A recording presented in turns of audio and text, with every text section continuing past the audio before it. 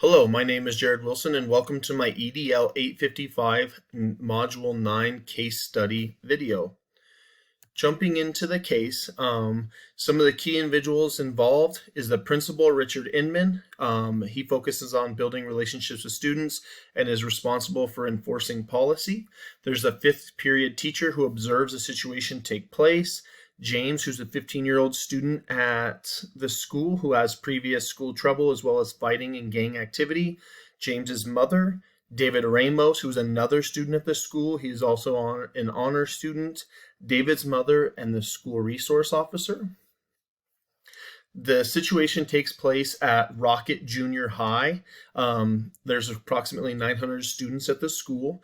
The incident was observed during classroom passing period. Essentially what takes place is that James has had prior troubles before with the school, different gang related, different fighting activities, but is kind of on the up. He builds a relationship with the principal, and eventually he is sent into the office for excessive tardies, in which he hands something off to another student that the fifth period teacher believes is drugs. So the school resource officer is called. What ends up happening is James and another student, David, are brought into the office. It's discovered that David is holding a weapon that is believed to be James's. Both students are sent to the principal's office, but neither student is separated. They're both interrogated at the same time. David doesn't respond to anything. He begins to cry, gets visibly upset, as well as James responds in a negative manner, says he needed to handle business. He brought him to school, and that David did not want to hold them, but he was forced to hold them against his will. There was a weapon brought to school, but when that weapon was found, it was in David's possession. David has not said that it was not his or that it belonged to James, but he is visibly upset, and James is trying to take the full blame at this point. Currently at the school, there's a zero tolerance policy, and there's an ethical decision-making dilemma taking place because it's unclear of whether or not David was able to or was forced to hold on to the weapon. Because of how the students were interrogated, it makes it unclear. Now the stories are kind of mixed, and because that zero tolerance policy, it's looking at landing both students in at least a 45-day expulsion. And so it's kind of unclear what needs to happen, and the principal is ethically stuck between what is he legally bound to do and morally should he be punishing both students with expulsion, even though he has a pretty good understanding of the situation and that David did not bring them, but does not know how guilty or how big of a part David played in the role. But right now it is looking like both students are facing 45 days of expulsion according to the zero tolerance policy on weapons. The principal has spoken against the policy and has spoken with admin, and admin's recommendation is to follow through with policy or face some sort of punishment from the admin side as a formal write-up. So to kind of break down this situation more, you have during school passing in fifth period, it took place with the 5th hour class, and the students were sent down, or James was sent down after previous tardies, which is what prompted the transition of the weapon. Where it was at Rocket Junior High, it's noted to be on the south side. During passing period, where the students were interrogated was at the principal's office, and then both students ended up in the youth detention center. Who's involved? Principal, students, student families, staff, school board, resource officer, and then possibly the legal team.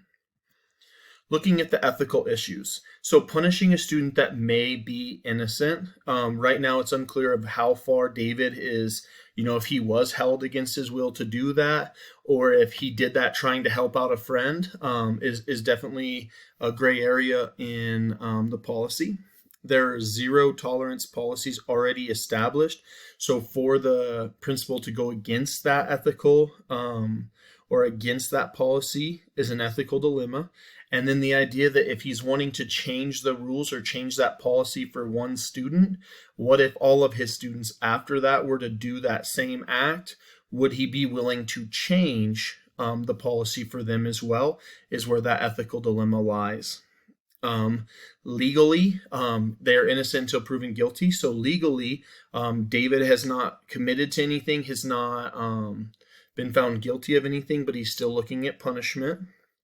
That zero tolerance policy has already been established. It's in writing, it's in their school handbook, and something that is enforced every day previous to the incident.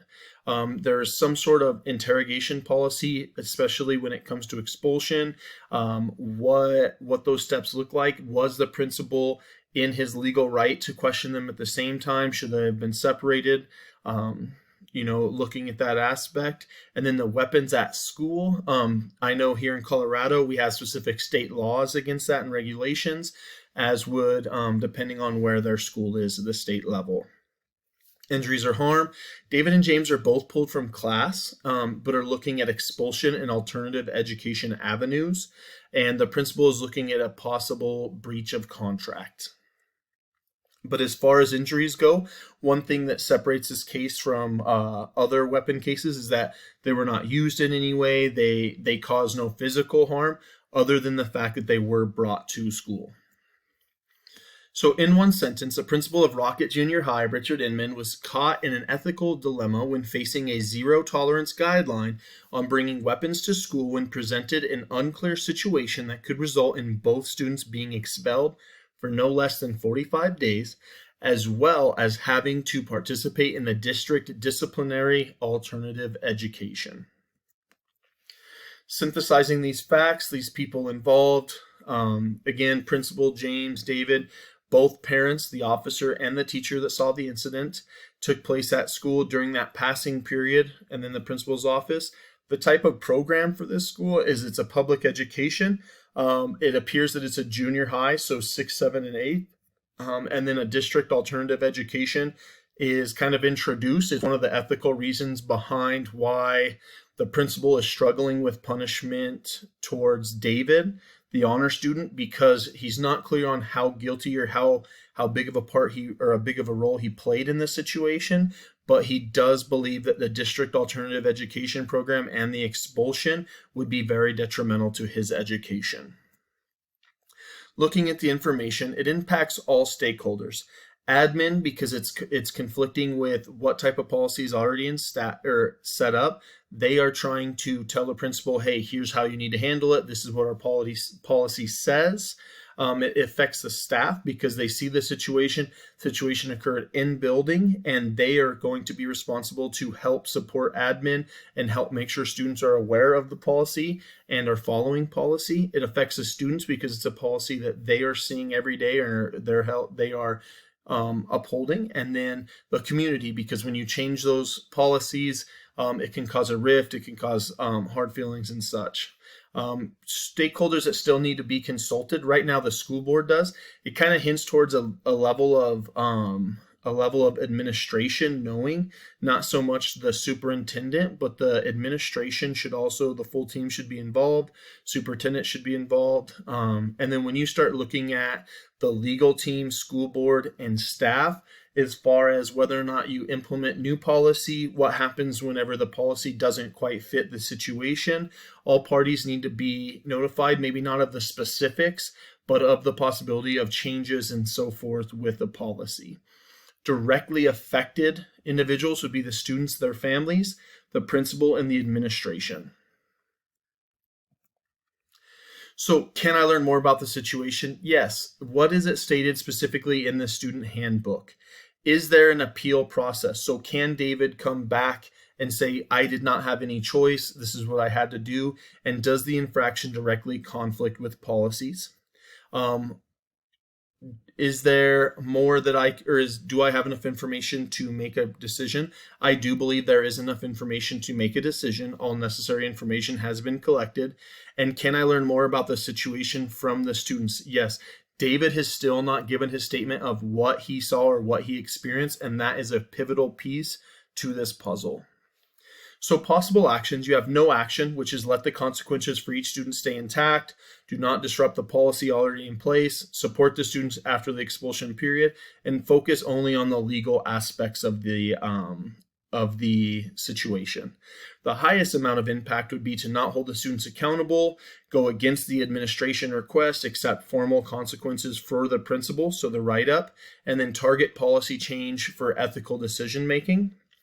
And then alternative options would be to identify lesser consequences, discover evidence to support David's case, appeal the process using ethical judgment, disbar unethical practices such as a zero tolerance policy, and communicate with all parties. So breaking down option number 1, this would result in the principal following the current protocol and policy, including expulsion for both students and an analytical legal decision being made, meaning there's no ethical, no moral approach to this. It is legally, was the law or the guideline broken, and acting upon that. Doing this, you'll likely to see less staff pushback. The principal will avoid documentations of defiance. They will remain in control of the situation, legal decision with support of the policy, and then students are punished for their actions. Cons for this decision is there's a lack of ethical decision making. You have less control over the situation and students, negative long-term effects for both students, and then morally against the principal's decision-making process. Looking at option number 2, has the highest impact option. Do not reinforce the current policy of students and go against the wishes of administration and unethically undermine the established policy. So the pros to this is that it has in-house rehabilitation for students. Neither student faces expulsion or long-term consequences. There's less family pushback, less student pushback. It does not change school policy, and it's less credible, or it is less credibility for principal. So cons of this is legal obligations, ethical obligations, the principal's consequences, staff pushback, administration pushback, disputed established policy, and then school morale, as well as a change in school policy. The third option is the middle ground option. It is to agree with the administration. The policy must be enforced ethically and determine an appropriate method of punishment for each individual, identifying each student made a different infraction. Work with admin to develop policy that is not zero tolerance and identify ways to support both students involved in the situation. Pros, it allows collaboration with all stakeholders. It is power and responsibility with the principal. Higher level of ethical decision making as well as legal decision making. No consequences for the principal. Less consequences for students with long-term outcomes. Changes is a con. There might be some staff pushback or admin pushback with not agreeing with the principal's decision. It is against current policy, so students who may already be affected by the policy may feel differently about that they were held to a higher standard or a different standard than the other students. It will cause confusion about the current policy and will have an impact on school morale. So I chose option number 3. It's the diverse opportunities to provide equity for all students. It supports the students and it provides disciplinary action for students. It pushes for a change in policy, a change in the zero tolerance policy. At most, it's possibility for positive behavior support. It's morally, ethically, and legally sound. It goes with the principal's ethical decision-making process. It highlights a flaw in current policy, and there's no negative long-term effects for students. And it has less impact on educational learning. How I'd implement this, the first step would be to meet with the school board administration.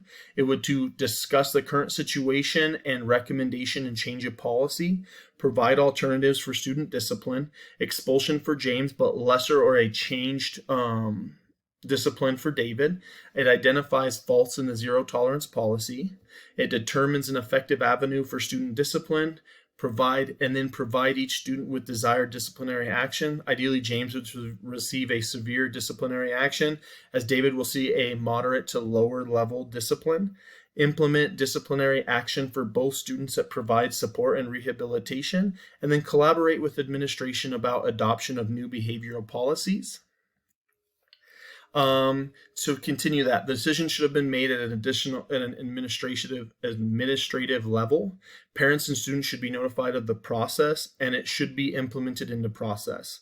If it doesn't work, we need to collaborate with all stakeholders in order to better advocate for